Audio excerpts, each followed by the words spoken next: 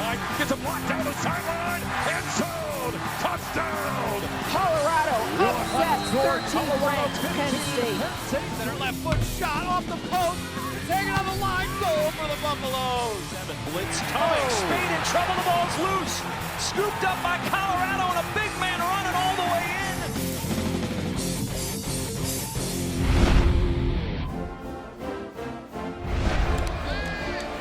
This could be a pass. Bryce Bobo down the field for Colorado. Some trickery. Philip Lindsay. Lindsay, touchdown Buffs. Well, a bit of trickeration as the Colorado Buffaloes fall in Southern California to USC 21-17. Welcome into the Buffalo Stampede. I'm Mark Johnson along with Coach Gary Barnett.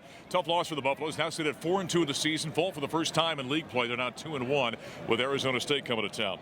Coach, what do you say about this ball game? Missed opportunities? Would that be a good assessment? Yeah, I think so, Mark. You can't come out and be sluggish like they were in the first half. And credit USC. USC had a really good defensive plan against our offense.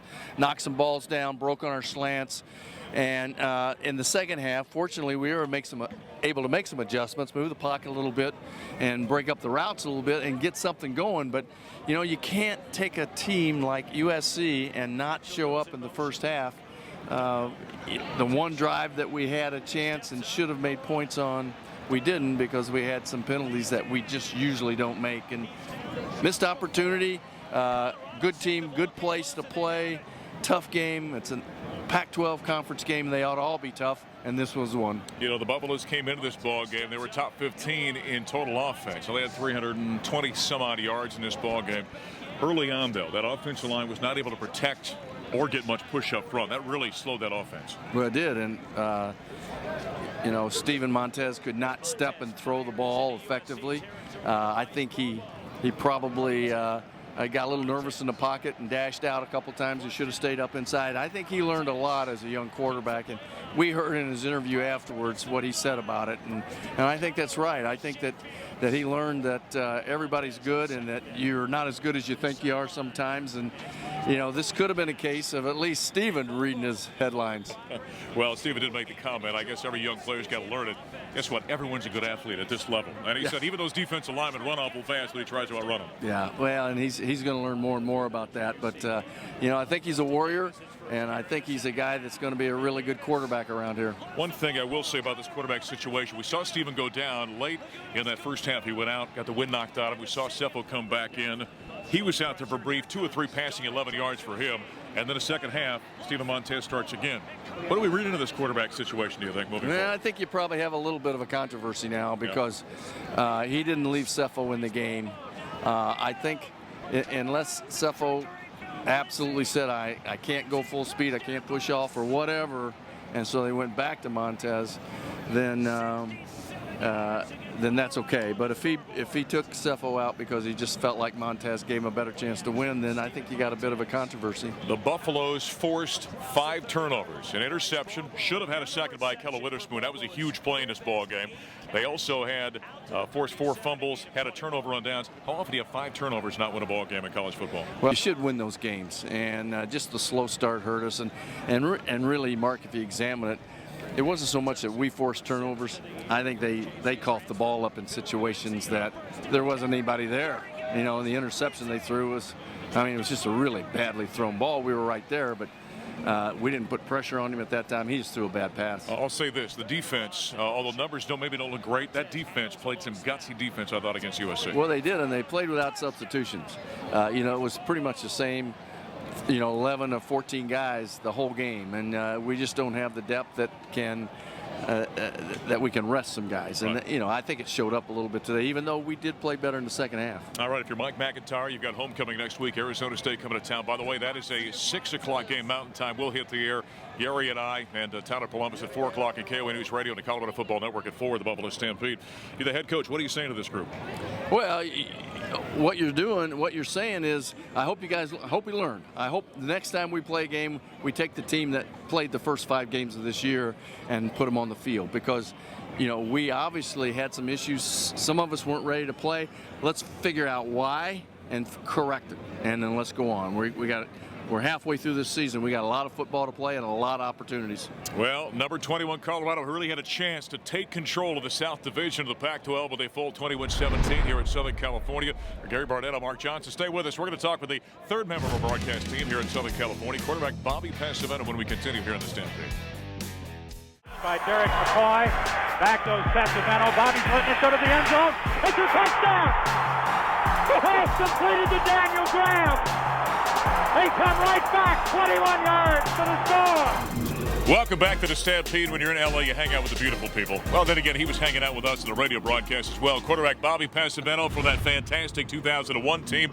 You know, many say that's the last great team the Colorado Buffaloes have had. I guess that's a nice compliment to have.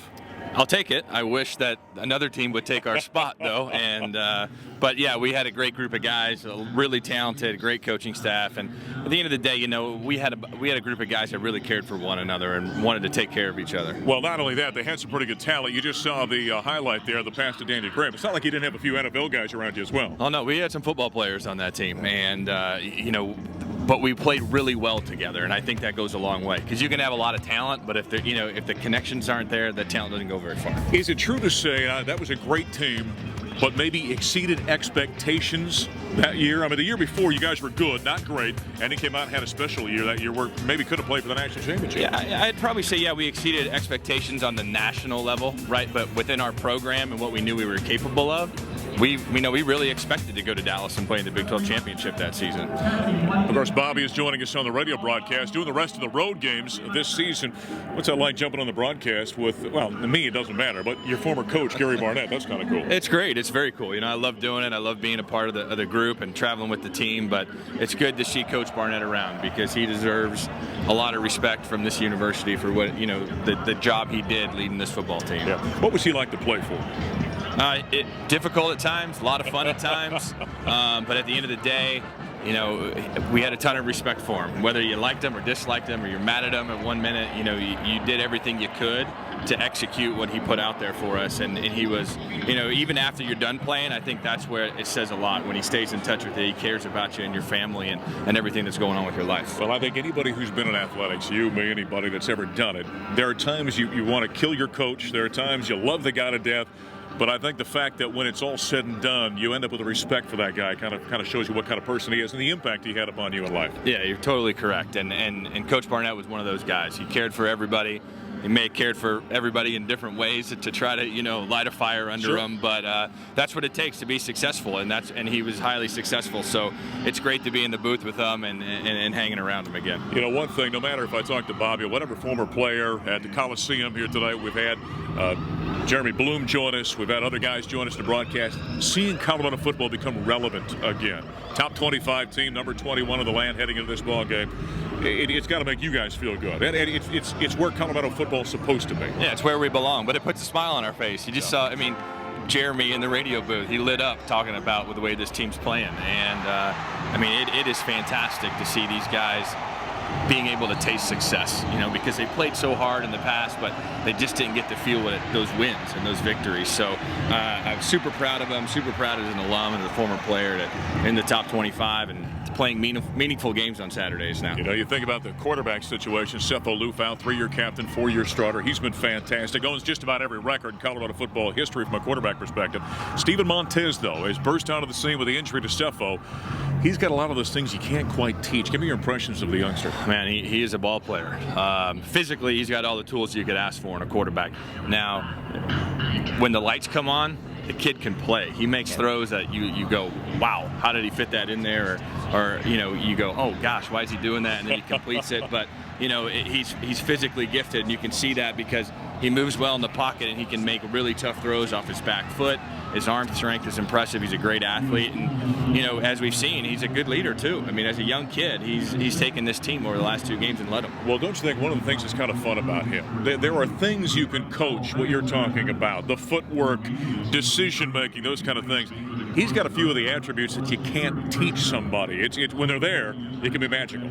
Yeah, absolutely. I mean, magical, but I think at the same time, as a former quarterback, I'd love just, he's young, let's see him clean up his feet, right? Because throwing off your back foot's gonna hurt you at some point in time. So I think it may take one of those for him to see it on film and go, okay, yeah, I do need to fix that. But once he cleans that up, I mean, the sky's the limit for this kid. How impressed are you with the offense? I mean, the numbers this team has put up have been phenomenal. Yeah, the tempo's great. I love they're attacking, keeping the defense on their heels. I mean, and long touchdown drives, big plays. I mean, it's something we haven't seen in a while, so it's a lot of fun to watch. The last great team the Buffaloes had was that 2001 Big 12 championship team. This guy was the quarterback. He'll be joining us on the road on the sidelines on our radio broadcast. We're going to take a quick timeout. We'll continue on the Stampede after this.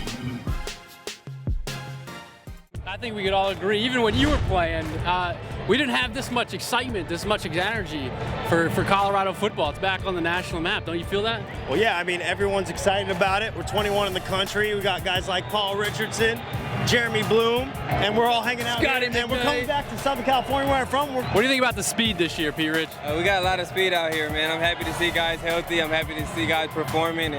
Beautiful day in Boulder out here in front of the Champions Center. I'm Mark Johnson. Welcome back to the Stampede. Got a couple of comments from some of the best receivers of all time here at the University of Colorado. We'd like to see this guy right here maybe cover some of those fellas. Safety Afolabi Laguda joining us here for a couple of minutes. Let's jump right into it with that game at USC this past week. And I know you guys are a little bit disappointed by not coming away from there with a victory. Give us a comment or two about that ball game. No, it was a great game. USC is a great team. It was a tough game. We just wish we pulled it out. As a defense, we were very hard on ourselves. We're always going to be hard on ourselves. We just didn't make enough stops, as a unit. But we got a great coach and a great defensive staff that'll keep harping on us and keep pushing us to get to that level where we need to not give up any touchdowns and put a goose egg on the scoreboard. So it takes a little pressure off the offense, but we'll definitely come out firing all cylinders this Saturday versus Arizona State. I think it says a lot about where this program is at when you guys can come out of a game with a quality opponent like Southern Cal, and there's great disappointment knowing that you missed opportunities to pull out a victory. Yes, sir. Like we were saying, we preach about the rise, and we're all about getting better. And the past is the past. This is the new era. This is the new Colorado. We all wear those hats that say "Make CU great again," and we just want to bring this program back to its order. Like it's been a great. CU has a great history. CU's definitely a dominant program, and we just want to show that we're still able to dominate and still able to play with the best teams in the country. And I feel like with this staff and what Coach Mike Mack has us doing, we can definitely do that. We could definitely go to any stadium, play with any team. We feel like, he's just put that confidence back in us. And if we believe in ourselves, the only team that matters every Saturday is Colorado. And I think that's what we're starting to do as a team, and that's what we're starting to focus on. This secondary is an awful lot of fun to watch. There's a reason why it's gotten so much pub between yourself and Cheeto and, Akella Witherspoon and Tedrick Thompson. This is a competitive bunch, isn't it? You guys take great pride in how you play. Yes, sir. Definitely playing with those guys, it makes you have to step up your game to another level because you're disappointing them. You don't want to be the dead weight in a group of guys that are just studs, and those guys are flat out studs. And when we play for each other on Saturdays, we just don't want to let each other down. And I look over at Ted and Akello and Cheeto, and I know those guys have my best interests at their heart, and they're playing for me, so I got to do the same. And we just want to fly around. We just want to make plays. And we just want to show we want to show the world what we can do back there as a group. You talk about studs. That group of receivers you guys cover in practice every day. That's a pretty good group. That's about as good a group of receivers as you're going to face. I'd imagine they make you better. Yes, sir. Bryce, Devin, Shea, Jay McIntyre, that whole group, Lee Walker. That group is a dominant group. They are all out to prove something, and they play hungry. And it's definitely a pride thing, going against them. You don't want to be dominated in practice. So when you go out to practice with that chip on your shoulder, like I have to dominate today, it kind of carries over to the games. And seeing a great group of receivers like that, it definitely helps on Saturday because Bryce and those guys are a dominant group. Man, we saw a dominant group on Saturday, so it was a great transition from practice to the game. This guy here, he led the Buffs, in fact, with 10 total tackles against USC, getting ready for Arizona State coming up this weekend. You do something, I always like to talk to guys about what they do away from the field. You're a youth minister. You Yes, like sir. impacting kids. Tell me about that. My dad helped me get involved with that. it's just something I developed my relationship with Christ on my own time, as well as my parents kind of just putting that word in me and just keeping me around the church. And I just really value my relationship with Christ, and Coach Mack definitely values his relationship with Christ. We pray before a win or after a loss. It doesn't matter. We just praise the man upstairs, and I respect Coach Mike Mack for that tremendously. And I know if I ever need somebody to talk to about the man upstairs, Coach Mike Mack's door is open for me. So that relationship with Christ, it just kind of helps me get over a tough loss. Because win or lose, I praise God just for letting me be out there. So, I mean, it's definitely a great relationship to have, a great outlet to have. That's great, pouring into the lives of young people. All right, how about this game this weekend? Arizona State comes in here. They're 5-1 on the season. They've only got one conference loss, like the Buffaloes. Give us a quick comment about the Sun Devils. The Sun Devils are a great team. They have a great coach. They have great athletes. We just got to come out and play Colorado football. Like we said, we're preparing just to go out and win. We're not preparing for a loss. We're preparing to go out and dominate. The Sun Devils are great ball club, like I continue to say. It's going to be a great game. It's going to be a lot of fun out there on Saturday. It's always good to be at Folsom Field, too, yes, sir. Yes, sir. Always good to be at Folsom Field, seeing those fans in black and gold cheering us on. We love it. Boy, he's been fun to watch this season. Safety, Afolabi Laguda. Good luck against the Sun Devils. Thank you, sir. All right. Well, as we continue here on the Stampede, you've seen the rise. You've heard about the rise. We're going to talk to the guy behind the rise. John Snelson from CU Video is going to join us after a quick timeout. Busy weekend for the Buffs, and you can follow it all by checking out the media schedule at CUBuffs.com. Soccer kicks off the weekend at home against the Washington Huskies on Friday afternoon at 3 p.m. That match will be live on the Pac-12 Network. Also on Friday, volleyball is on the road at Washington State. First service set for 8 p.m. Mountain Time, and you can watch the live stream online. On Saturday, the CU football team returns home to take on Arizona State. The battle for first place in the Pac-12 South kicks off at 6 p.m. and is live on the Pac-12 Network and the Colorado Football Network. And finally, volleyball stays on the road in Washington to take on the Huskies Sunday afternoon at 4 p.m. That match is live on the Washington live stream. As always, you can check out CUBuffs.com for all the upcoming games and where you can watch them.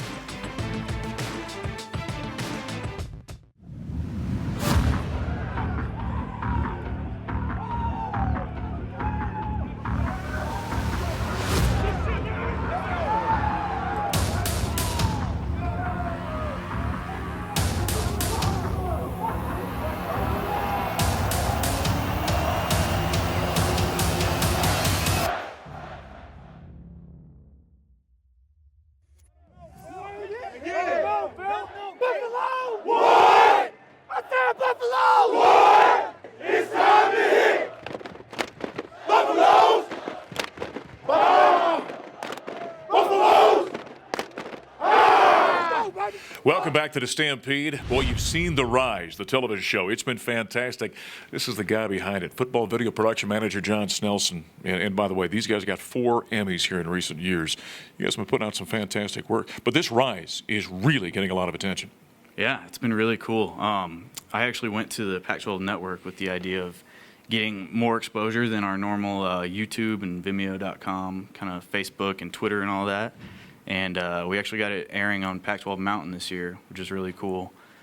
We've gotten a lot of attention from that in addition to releasing it online. But it's basically a documentary, a real inside, all-access look at the team. And this is the kind of year you want to be documenting all that because it's a real turnaround for this program. Yeah, without question. Now, when you watch that show, you're thinking to yourself, well, John Snelson must walk around with a camera 24/7. That's kind of the case. But you get a little bit of help, and obviously you've got different cameras throughout the facility too, correct? Yeah, true. And then we're really lucky to have a football staff that lets us walk around with the camera everywhere, except maybe in some secret meetings. But other than that, yeah, we film team meetings, practice, games, locker room, position meetings. We can, go in the office with a coach, and then I have a staff of students that help me film everything. And Jamie as well. So we have a good team of guys that can get coverage of all over the place. Now, this thing's really evolved. CU Video has really kind of evolved here in recent years. I mean, you've become more focused on shows like The Rise, recruiting videos. Jamie's kind of more handling, am I correct in saying, the more the coaching video?